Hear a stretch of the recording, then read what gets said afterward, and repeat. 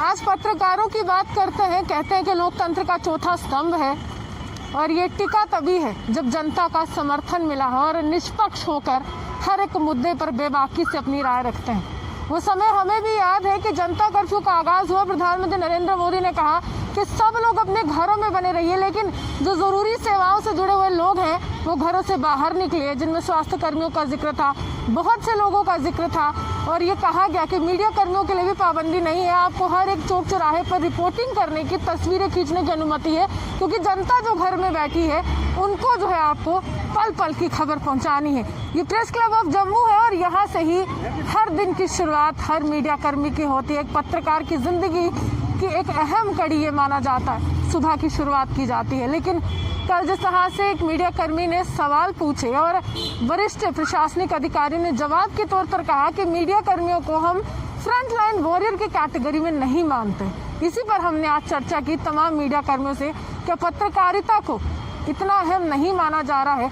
क्या हमें कोरोना नहीं हो सकता? क्या वैक्सीनेशन का दौर मीडिया कर्मियों के लिए जारी नहीं हो सकता? आइए आपको दिखाते हैं। कटकर हमारे साथ है, इन्होंने ही मीडिया के लिए एक अहम सवाल रखा था सबके समक्ष और जवाब जो था वो लगातार मैं आपको बताती जा रही हूँ, लेकिन इन्हीं से जानेंगे।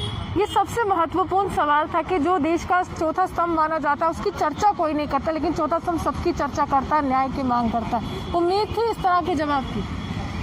नहीं रोहानी, ये बहुत बड़ा ना एक चिंता का विषय है। मतलब जब कल हम प्रेस कॉन्फ्रेंस पूरी सुन रहे थे तो ये कहीं ना कहीं बहुत सीरियस कंसर्न जो है डिपार्टमेंट ने शो किया। कोरोना वायरस को लेकर काफ़ी वो चिंतित नज़र आए, पब्लिक को अवेयर करते नज़र आए।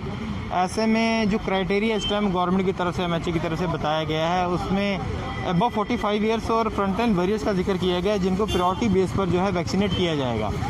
तो कहीं ना कहीं मुझे ये लगता है अपने आप में, क्योंकि जब से ये कोरोना वायरस का जब कहर शुरू हुआ, खुद हमारे आदरणीय प्रधानमंत्री जी नरेंद्र मोदी जी ने जो है कि मीडिया का कई बार अपनी जो है भाषण में जिक्र किया और हमें जो है फ्रंटलाइन वॉरियर्स का जो है वो दर्जा दिया, प्रोत्साहित किया, जिससे कि मीडिया पर्सन्स काफ़ी एनकरेज हुए। और सिर्फ मीडिया ही इस वक्त एक ऐसा स्तंभ था, ऐसा एक किरदार मीडिया ने निभाया जो सड़क पर खड़े होकर हर एक वो खबर, हर एक वो गाइडलाइन, हर एक वो निर्देश, हर एक वो आदेश जनता तक पहुँचाने में मीडिया ने अपना भरपूर सहयोग और अपना जो कर्तव्य है उसको भरपूर निभाया। लेकिन कल जब फ्रंटलाइन वॉरियर्स का जिक्र किया गया तो मेरी तरफ से एक छोटा सा सवाल पूछा गया था कि ये फ्रंटलाइन वॉरियर्स की जो कैटेगरी है इसमें कौन कौन लोग फॉल करते हैं। तो उसमें पहला जो जवाब आया था कि उसकी बहुत लंबी चौड़ी लिस्ट है, वो हम यहाँ पर आपको बता नहीं सकते। ठीक है, काफ़ी लंबी चौड़ी लिस्ट है, आप मत बताएं, लेकिन प्रिंसिपल GMC ने कुछ जो मेन फ्रंटलाइन वॉरियर्स जो कि हमेशा लोगों की ज़ुबानी पर रहते हैं उनका जिक्र किया।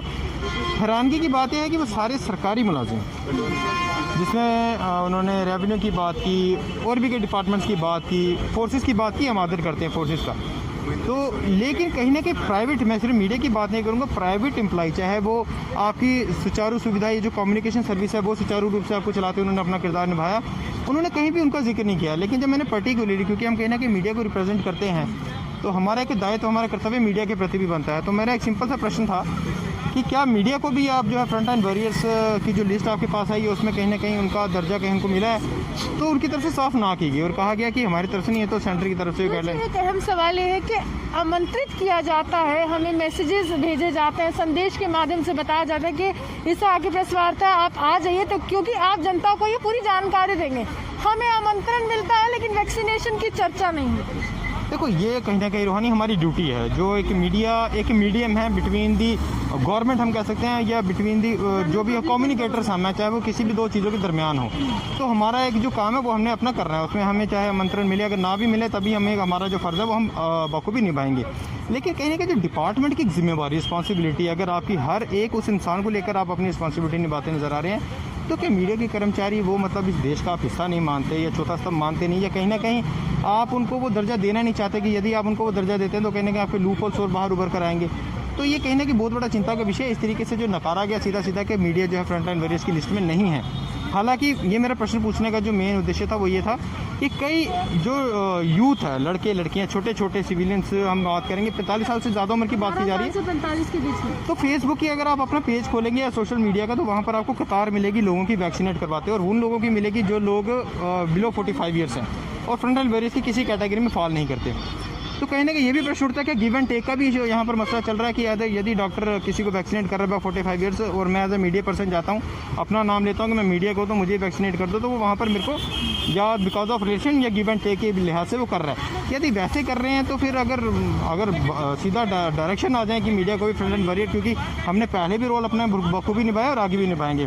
हमने सिर्फ लिमिटेड वार्ड में या लिमिटेड एरिया में काम नहीं करना है, हमने हर उस व्यक्ति से मिलना। हमने यहाँ तक कि कई पॉजिटिव लोग हॉस्पिटल जो कोविड डिक्लेयर हॉस्पिटल से वहाँ तक जाकर हम अपनी जान को जोखिम में डालकर जो रुपेश जी, बुरा लगता है कि फ्रंट लाइन वॉरियर की कैटेगरी से बाहर रखा गया। देखिए, मुझे बड़े ही शर्म के साथ ये कहना पड़ता है कि जिस तरह से कल एक प्रेस कॉन्फ्रेंस के ज़रिए ये कहा गया कि जो मीडिया के लोग हैं वो फ्रंट वॉरियर्स नहीं हैं। हालांकि मैंने बता दूं कि डेमोक्रेसी की बात करें, चाहे ओवरऑल हम बात करें कि मीडिया पर्सनस है जिन्हें मीडिया का नाम दिया गया, उन्हें फोर्थ पिलर ऑफ कहा जाता है कि ये जो डेमोक्रेसी का चौथा पिलर्स है।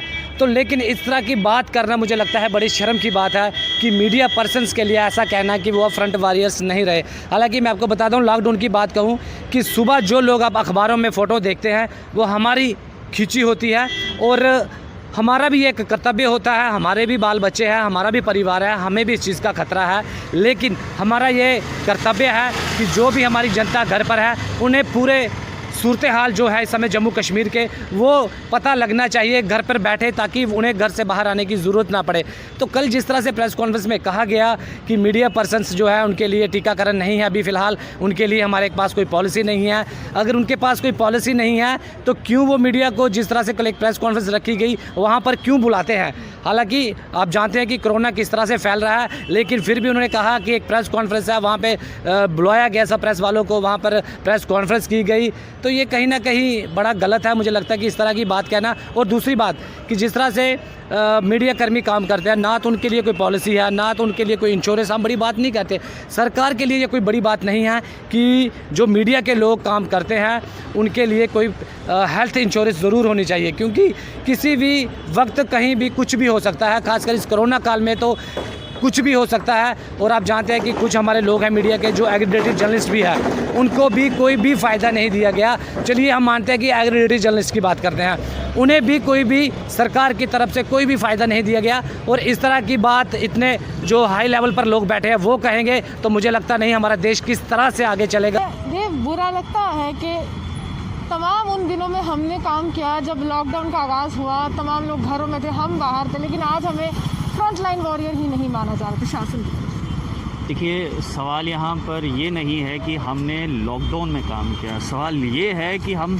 हर दिन सुबह से लेकर शाम तक, चाहे दिन हो रात हो, आंधी हो तूफ़ान हो, धूप हो बारिश हो, हर दिन जो है वो हम अपना काम शिद्दत से करते हैं। और बहुत अफसोस होता है ये सुनने को जब मिलता है कि हम फ्रंट लाइन वर्कर्स में नहीं आते हैं। तो मुझे फिर तो यही कहना पड़ेगा कि हम तो यूज़लेस हो गए, गवर्नमेंट के लिए हम तो यूज़लेस है, क्योंकि सुबह से लेकर शाम तक अगर हम लोगों को सच्चाई दिखाते हैं, आईना दिखाते हैं कि कहाँ पर क्या हो रहा है, प्रशासन आपके लिए क्या अच्छा लेकर आया है, प्रशासन की कहाँ पर क्या खामियां हैं, तो जब इस प्रकार की कोई टिप्पणी करता है कि हम लोग फ्रंट लाइन वर्कर्स में नहीं आते हैं तो बहुत, यानी कि यहाँ पर आप समझ सकते हैं कि दिल में ना छेद हो गया। ऐसी टिप्पणी करके ना यहाँ पर आहत हुआ है। और साथ ही साथ मैं एक और चीज़ बताना चाहूँगा कि जिस समय पूरा भारत बंद था उस समय हम लोग बाहर थे और बहुत सारे हमारे मीडिया कर्मी भी कोरोना पॉजिटिव हुए। और उस समय किसी ने ये नहीं सोचा होगा कि इनके परिवार पर क्या बीत रही होगी। हम भी अपना काम कर रहे हैं, वो भी अपना काम कर रहे हैं। हम ये नहीं कह रहे हैं कि हम उनसे अच्छा काम कर रहे हैं बाकियों से, या वो हमारे मुकाबले में वो कुछ भी नहीं है। हर एक इंसान अपनी जगह पर काम कर रहा है, लेकिन ये कहना कि मीडिया कर्मचारी जो हैं, पत्रकार बंधु जो हैं, वो फ्रंट लाइन वॉरियर्स में नहीं आते हैं, तो मतलब मेरे पास शब्द ही नहीं है, मैं अब क्या कहूँ, I am speechless. Ashwini ji, क्या लगता है वो समय कैसा था जब पूरा देश बंद था लेकिन आप सड़कों पर? देखिए, कल का जो वाक़या है, कल जैसे ही डिप्कम साहब से सवाल पूछा गया कि जो फ्रंट लाइन वॉरियर हैं उनकी कैटेगरी में कौन कौन है, तो उन्होंने सिरे से इस बात को खारिज किया कि मीडिया जो है वो फ्रंट लाइन वॉरियर की कैटेगरी में नहीं है। वहाँ स्वास्थ्य कर्मी हैं, पुलिसकर्मी हैं, या और लोग जो जैसे जम्मू म्यूनसिपल कॉरपोरेशन का उन्होंने जिक्र किया।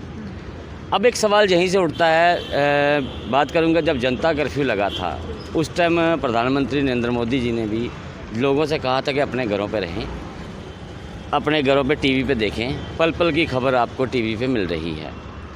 उसके साथ एक बात और ऐड करूँगा कि जब यहाँ पर सैनिटाइजेशन का कार्य शुरू किया गया प्रशासन की तरफ से, मीडिया को स्पेशली कॉल करके बुलाया गया कि देखिए हमने ये मशीनें लाई हैं, हम इस तरह से ये कर रहे हैं, तो क्या तब वो मीडिया कर्मियों को वैक्सीनेशन दी जा चुकी थी?